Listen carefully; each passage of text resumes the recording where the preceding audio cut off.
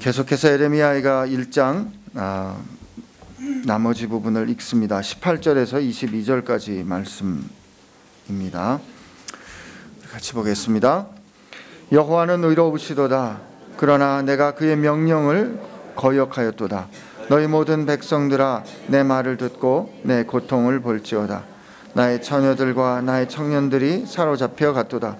내가 내 사랑하는 자들을 불렀으나 그들은 나를 속였으며 나의 제사장들과 장로들은 그들의 목숨을 회복시킬 그들의 양식을 구하다가 성 가운데서 기절하였도다. 여호와여, 보시옵소서. 내가 환난을 당하여 나의 애를 다 태우고 나의 마음이 상하오니 나의 반역이 심히 큼이니이다.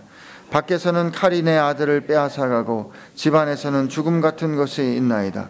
그들이 내가 탄식하는 것을 들었으나 나를 위로하는 자가 없으며 나의 모든 원수들은 내가 재난당하는 것을 듣고 주께서 이렇게 행하신 것을 기뻐하나이다.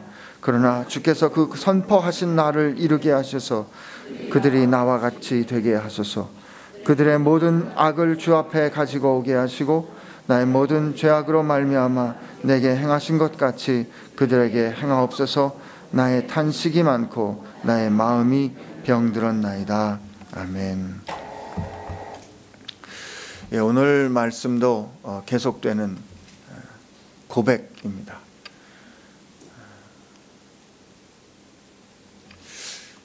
이 성경 말씀이 지금 시온이 하나님 앞에서 나의 죄악 혹은 나의 탄식을 하나님 앞에 드리는 것으로 되어 있습니다.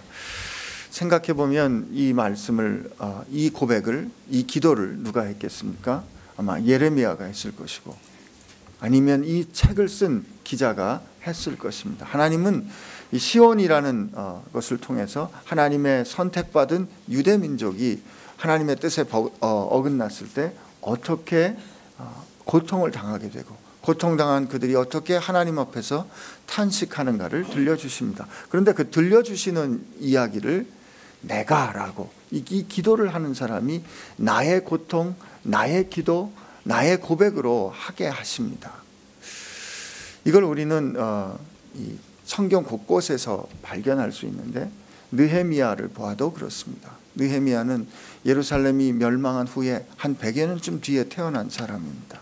그러나 그가 예루살렘 성벽이 무너졌다는 소식을 듣고 하나님 앞에서 고백할 때 나와 내 집안의 죄를 하나님 앞에 고백합니다. 예루살렘이 멸망했을 때 그는 세상에 있지도 않았지만 그는 그 예루살렘의 죄악을 자기의 죄로 고백하는 것이죠. 아마 이 애가를 기억하며 노래 불렀던 이스라엘 백성들은 그가 오늘 이 고백했던 것처럼 여호와는 의로우시도다. 그러나 내가 그의 명령을 거역하였도다 할 때 그 내가라고 고백함으로 인해서 이스라엘의 죄악을 자신의 죄악으로 경험하고 또 고백하는 그런 은혜를 누렸으리라 믿습니다. 그건 오늘 우리도 마찬가지입니다. 오늘 이 내가라는 자리에 우리 삶을 이렇게 자리해 놓고 이 말씀을 읽게 되면 우린 새로운 빛을 발견할 수 있을 겁니다. 그 유대민족의 자리에 나와 내 교회, 한국 교회, 한국 사회를 놓고 우리가 기도한다면 하나님께서 우리에게 귀한 은혜 허락해 주실 줄로 믿습니다.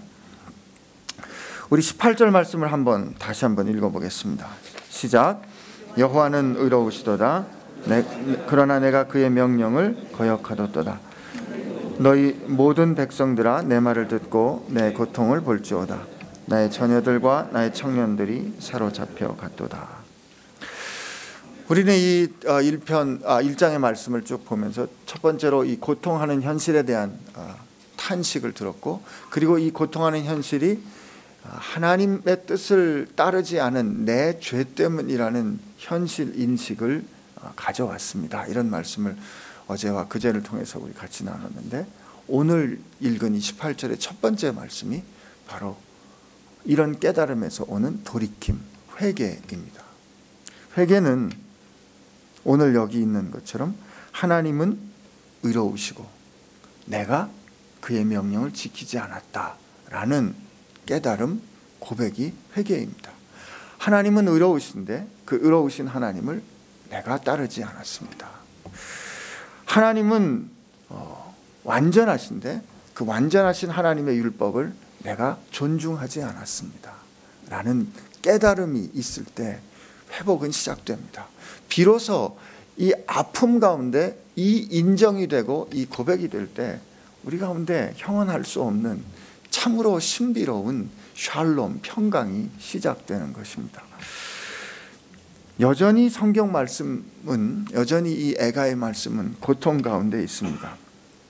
이어지는 말씀을 보니까 이렇게 돼 있어요. 너희 모든 백성들아 내 말을 듣고 내 고통을 볼지어다. 나의 처녀들과 나의 청년들이 사로잡혀 갔도다. 그렇습니다. 내가 하나님 앞에서 내가 지은 잘못 때문에 내가 지금 고통을 겪습니다. 근데 여러분, 우리 이렇게 생각할 수도 있을 겁니다. 내가 죄가 있다면 그저 잘 살아보려고 한 죄인데 그게 그렇게 큰 죄인가, 이렇게 생각할 수도 있습니다.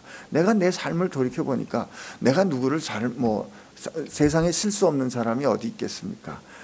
죄 없는 사람이 어디 있겠습니까? 그렇다고 내가 누구를 죽인 것도 아니고 내가 누구를 크게 속인 것도 아닌데 그저 내가 죄가 있다면 어떻게 내 인생 잘 살아보려고 한 것인데 하나님은 어떻게 나를 그렇게 힘들게 하실 수 있나, 이런 생각 드실 수도 아마 있을 겁니다.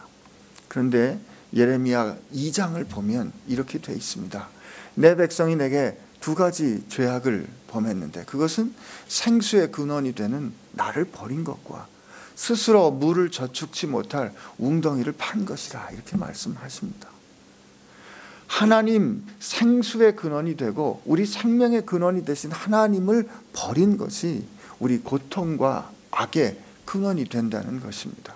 그렇습니다. 우리 모두가 다 열심히 잘 살아보려고 했지만 하나님을 인정하지 않고 내 스스로 내 방법대로 내 인생을 잘 살아보려 했던 것이 우리의 죄고 그것이 우리의 악이라 성경은 말하는 것입니다. 내가 잘못해서, 내가 잘 깨닫지 못해서 내가 고통하는 것은 그 내 죄값이라고 생각하고 참을 수 있을 것 같은데 오늘 성경 말씀 보니까 나 때문에 내 가족들이, 내 사랑하는 자녀들이 고통을 당합니다. 18절 하반부에 보니까 나의 처녀들과 내 청년들이 사로잡혀 갑니다. 그리고 19절엔 이렇게 돼 있어요. 내가 내 사랑하는 자들을 불렀지만 그들은 나를 속였다 합니다. 나와 같이 동지라 말하고 나와 같이 일을 도모했던 사람들이 내가 어려운 처지가 되니까 아무도 나서주질 않는 겁니다. 내가 혹시 도움이 됐을까 하고 그를 의지했는데 나를 지켜주지 않고 오히려 그들은 나를 속이는 것입니다. 여기 내가 사랑하는 자들을 불렀다는 것은 역사적으로는 이런 정황을 우리로 기억하게 합니다. 열왕기하 24장에 보면 느부갓네살이 여호와긴 주님 오시기 전 597년경에 예루살렘을 다시 두 번째로 들어와서 이제 점령하고 여호와긴을 이제 데리어 가고 그리고 그 시드기야를 왕으로 세웁니다.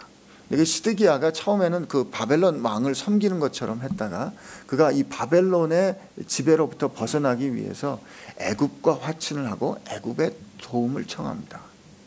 그 사실을 알고 다시 어려움을 겪게 되고 역사는 이제 바벨론과 애굽의 겨rum을 통해서 역사는 어떻게 흘러갑니까? 애굽은 다시 회복할 수 없이 이제 멸망하게 되고 이 중동 지방의 패자는 근동 지방의 패자는 바벨론으로 일어서게 되는 거죠. 이때 그 시드기야가 그 애굽과 화친을 하고 애굽에게 의지하려는 그 태도를 놓고 하나님께서 예레미야에게 말씀을 주십니다. 너희가 애굽으로 돌아가려고 하지 마라. 너희가 애굽을 의지하려고 하지 마라. 바벨론에게 항복해라 라고, 그래야 너희가 살 것이다 라고 하나님이 예레미야를 통해서 말씀하시는 겁니다. 생각해보면 그렇습니다. 어떻게 이 하나님의 땅인 예루살렘을 이 점령한 그렇게 성전을 유린한 바벨론에게 우리가 굴복할 수 있다는 말인가? 차라리 지혜롭게 강대국인 애굽과 힘을 합쳐서 바벨론을 쫓아내야지, 이게 지혜로운 것 같은데 하나님은 그렇게 하지 않습니다. 바벨론에게 복종하라는 그 말씀에 순종하는 것은 결국 그 말씀을 하신 하나님께 돌아가라는 것입니다. 그런데 이 애굽으로 돌아가서 애굽을 의지한다는 것은 우리에게 이런 기억을 하게 합니다. 이스라엘 백성은 어디로부터 자유케 됐습니까? 애굽으로부터 자유케 됐습니다.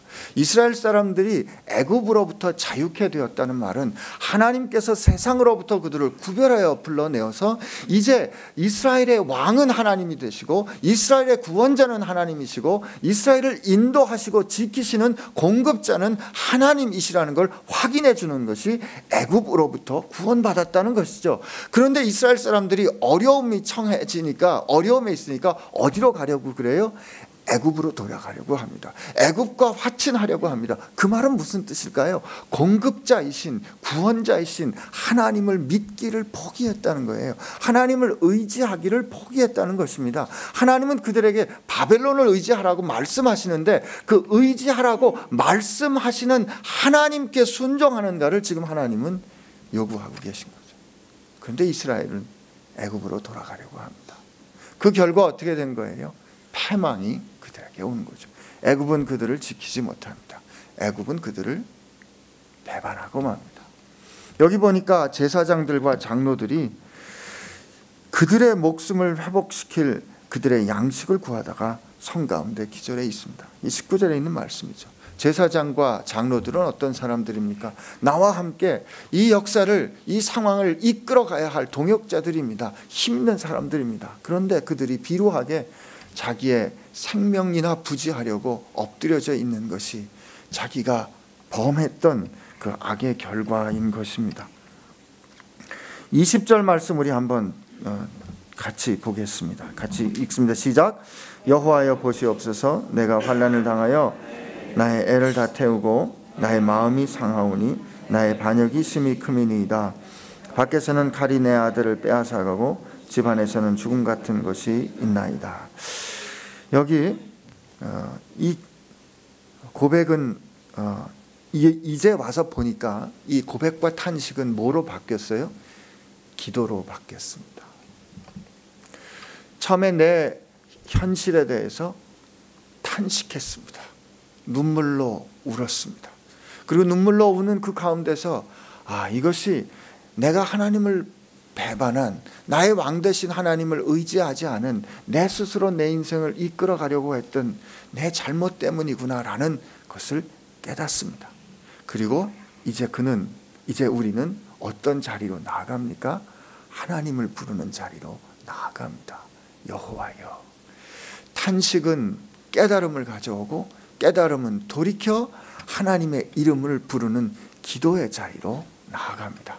그 기도의 자리로 나아갈 때 하나님 앞에서 주님, 내가 지금 보니까 내 반역이 이렇게 커서 하나님 앞에서 내 반역이 너무도 크기 때문에 내 가슴이 미어집니다. 내 가슴이 이렇게 어렵습니다. 하나님, 내 가슴이 깨어집니다. 하나님 앞에서 괴로워합니다. 여러분, 우리가 하나님 앞에서 죄를 발견할 때, 우리가 하나님을 저버린 것을 깨달을 때 힘듭니다. 어렵습니다. 부끄럽습니다. 가슴이 아픕니다. 그러나 여러분, 아파하십시오. 부끄러워하십시오. 괜찮습니다. 하나님 앞에서 그렇게 하는 것은 괜찮습니다. 이상하게 말이죠. 그것은 수치스럽지 않습니다. 왜냐하면 그분이 우리를 치료해 주실 분이기 때문에 그렇습니다. 그분이 우리를 회복시켜 주실 분이기 때문에 그렇습니다. 그분만이 우리를 온전히 다 받아주실 수 있기 때문에 그렇습니다. 오늘 우리 찬송 불렀습니다. 어서 돌아오, 어서 돌아만 오. 지은 죄가 아무리 크고 넓다 할지라도 하나님은 하늘보다, 하나님의 가슴은 하늘보다 넓고 커서 우리를 다 품어주신다 말씀하십니다. 여러분, 어제 제가 예레미야 30장에서 33장 읽어보십시오 부탁했는데 읽어보셨나요? 거기 어떻게 돼 있던가요?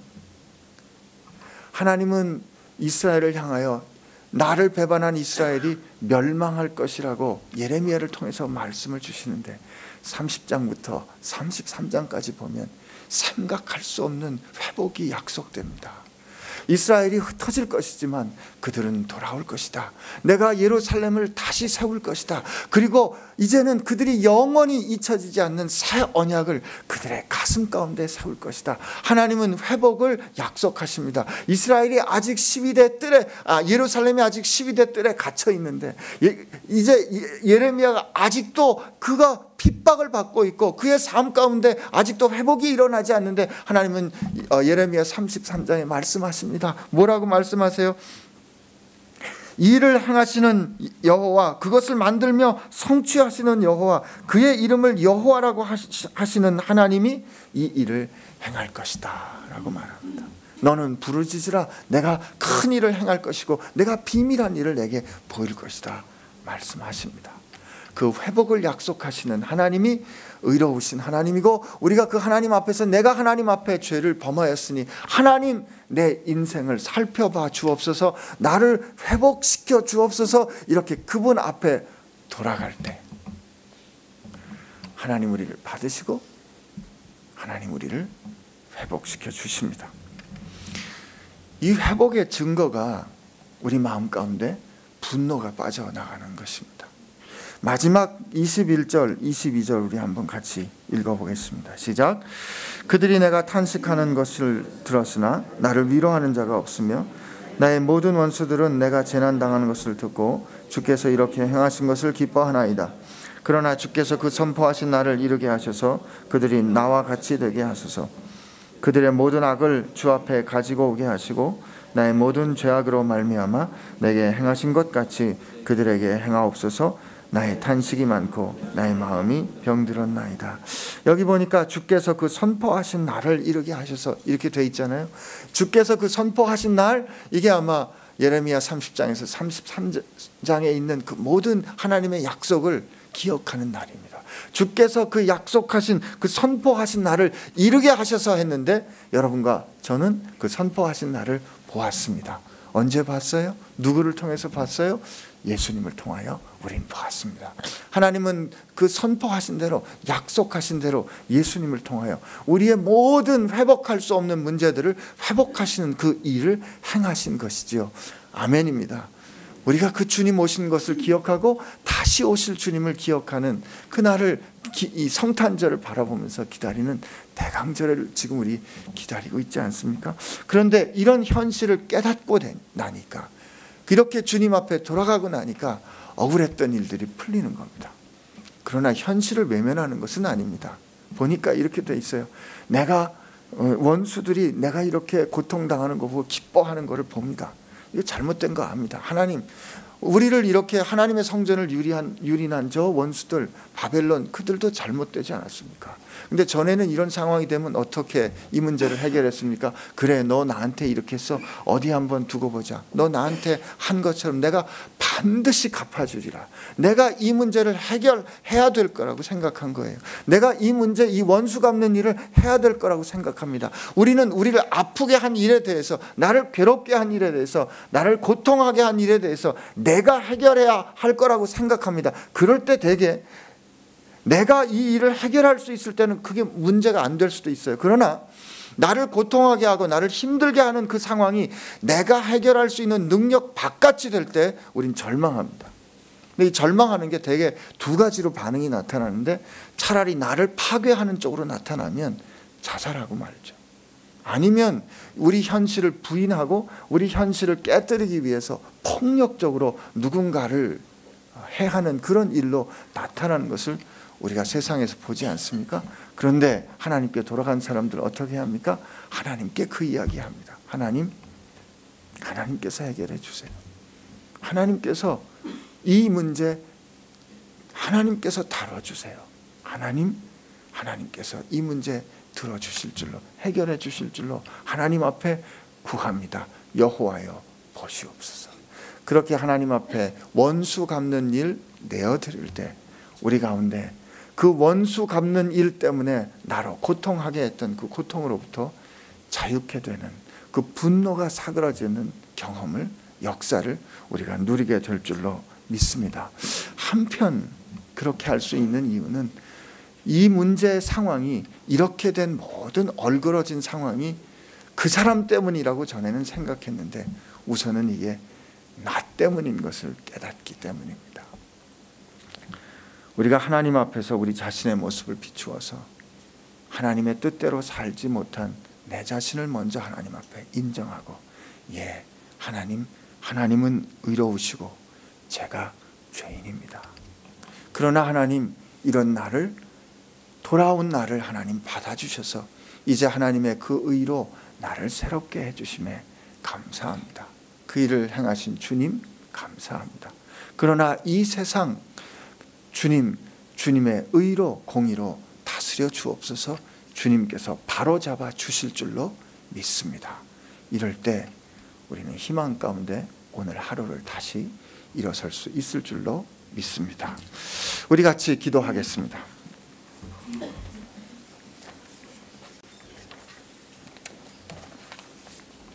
하나님 앞에 우리 기도할 때 의로우신 하나님이, 공평하신 하나님이 우리 삶과 역사를 다스리고 계심을 우리는 기억해야 할 것입니다.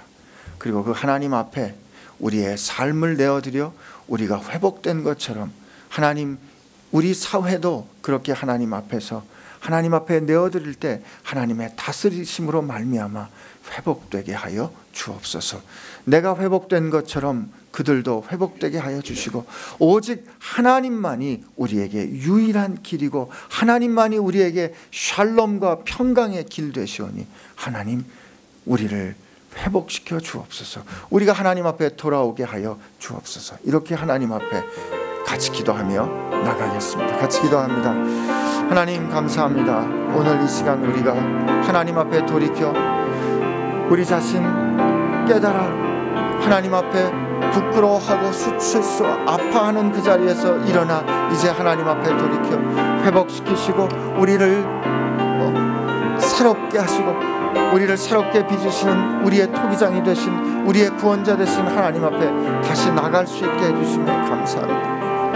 하나님, 기도의 자리로 나아갑니다. 우리의 아픔을 들고 우리의 부끄러움을 들고 우리의 죄악을 들고 하나님 앞에 나아갑니다. 주님, 우리를 용서하여 주시고 우리 교회의 무너짐을 용서하여 주시고 우리 사회의 무너짐을 용서하여 주시고 우리 삶의 무너짐을 용서하여 주옵소서. 하나님, 그리고 우리의 고통을 주님 긍휼히 여겨 주시어서 하나님, 이제 예레미야를 통하여 약속해 주신 그 하나님의 약속이 예수님을 통하여 이루어졌음을 믿고 우리를 회복시켜 주신 예수님께서 나를 회복시켜 주신 것처럼 나의 가정도 하나님, 나의 자녀들도 하나님, 이 사회도 하나님, 이 열방도 주님께서 그렇게 회복하여 주실 줄로 믿사오니 주님 구하여 주옵시고 주님 다스려 주옵시고 주님 긍휼을 베풀어 주옵소서.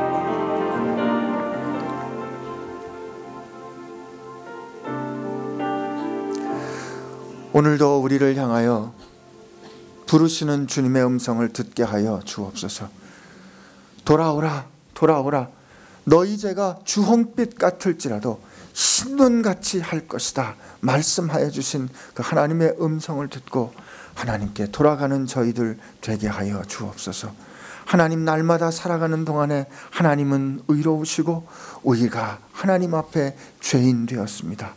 그러나 주님, 이 죄인된 우리를 구원하여 주시어서 하나님의 자녀 삼아 주신 것 감사드립니다.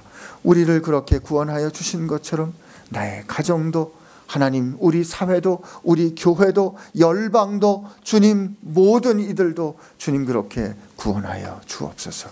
하나님, 주님을 기다리는 이 성탄의 계절에 주님을 만나지 못하여 아직도 죄악과 고통과 분노 가운데 살아가고 있는 이들, 주님이 성탄의 계절에 주님 만나는 은혜 있게 하여 주옵소서. 우리가 주님께 돌아가지 못하였을 때 우리를 사랑하여 주셔서 우리에게 먼저 오셔서 생명을 주신 우리 주 예수 그리스도의 은혜와 우리가 돌이켜 주를 향하였을 때 부끄러워 차마 주님 앞에 하나님 아버지 앞에 서지 못하였을 때 우리에게 달려오셔서 우리를 덥석 안아주시며 아들아 딸아 어서 오너라 품어주신 우리 하나님 아버지의 사랑하심과 그 아버지 앞에서 자녀로 이 세상을 살 수 있도록 힘주시고 평강을 허락해 주시는 성령님의 역사하심이 오늘도 주께 돌아간 그 길을 변함없이 신실하게 주님만 바라보며 걷기로 결심하는, 그리고 아직 돌아가지 못하는 이들을 위하여 아파하며 가슴에 품고 기도하기로 결심하는 지체들 가운데 함께 하시기를 주의 이름으로 축원하옵나이다. 아멘.